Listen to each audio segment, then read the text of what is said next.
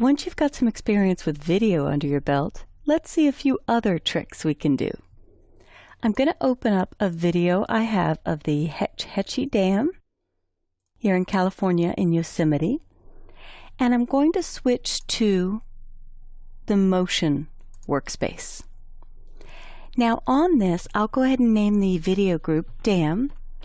If you don't have the top video group selected, when you place this next file, it may become part of this one. I'll name this Water. But I'll be sure I click back on the parent group so that when I place a Photoshop file, it goes above.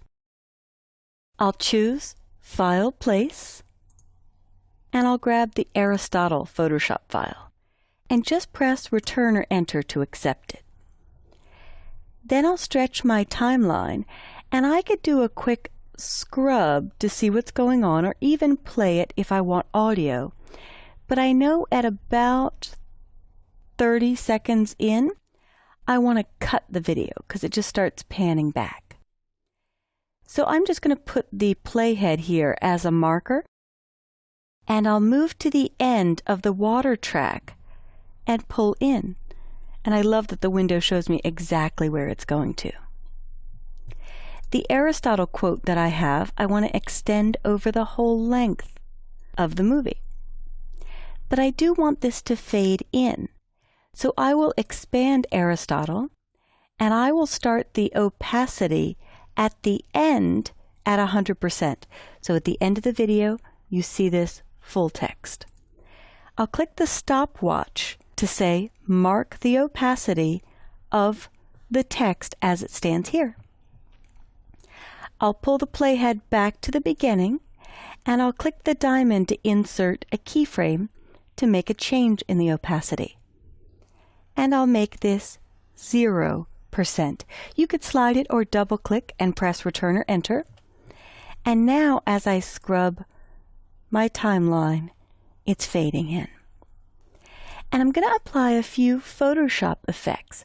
I'll collapse the Aristotle video layer, and at the bottom of my Layers panel, I'll add Threshold.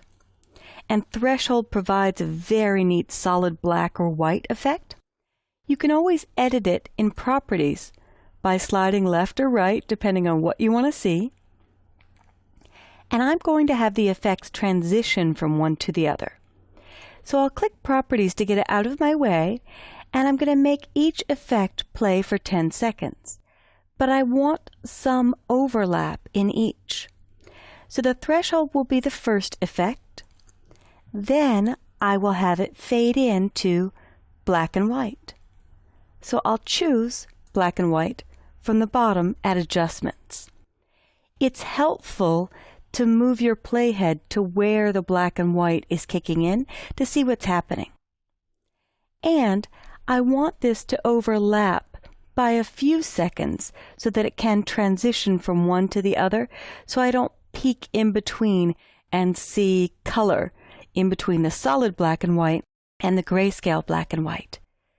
So once this is transitioned over, I'll make it go to about 5 to 15, roughly. I'm not going to be exact.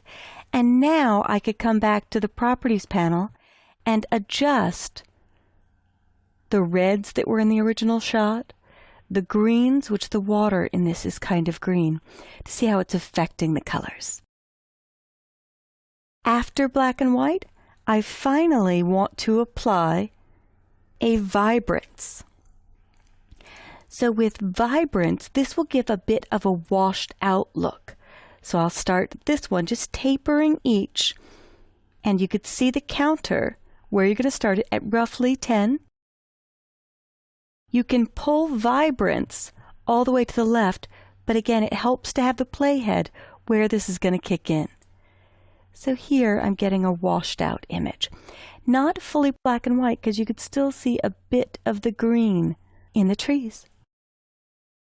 And I'll make this last for roughly 10 seconds, and the last portion will be the color water that's in the original. Now if I play this, I'll move to the beginning with the playhead and just hit play.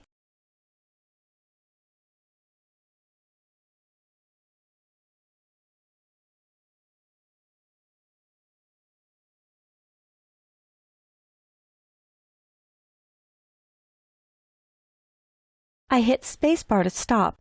There's no transitions, it's not smooth, it just flips from one to the next to the next.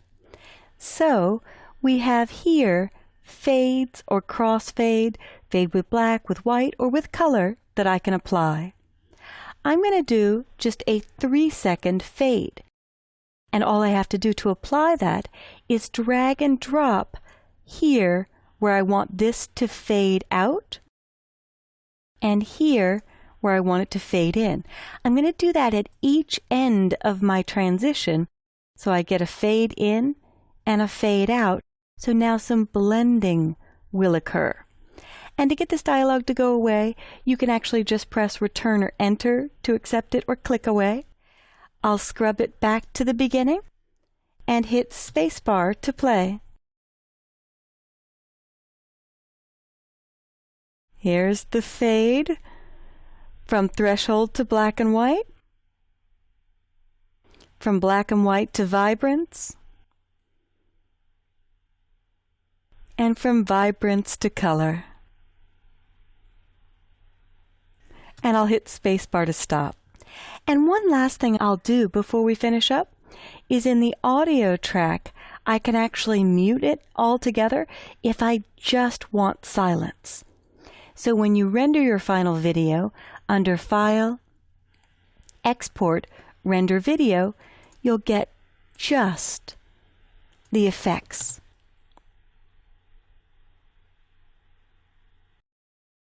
So this has been your tour of using the timeline to add adjustment layers, placing some text through a Photoshop file, and then fading with transitions in and out.